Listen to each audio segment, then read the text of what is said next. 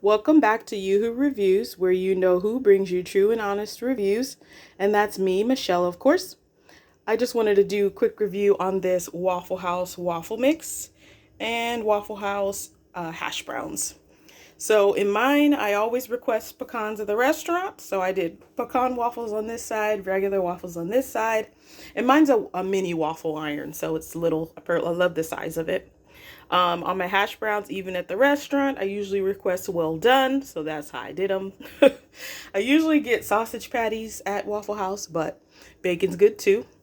But I wanted to let you know, you guys, if you close your eyes real tight, it might feel like you're sitting in a grungy Waffle House booth. I promise, because this stuff is good and it tastes just like Waffle House. So it's not nothing they're trying to sell to the public.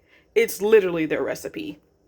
And they tell you on the side what to put in it, and then they give you the directions on the hash browns too of what to do. But this is really good. Really happy with my purchase. Glad I got a second box. Hope you guys will try it. Definitely like, comment, and subscribe as I'm trying to grow my channel.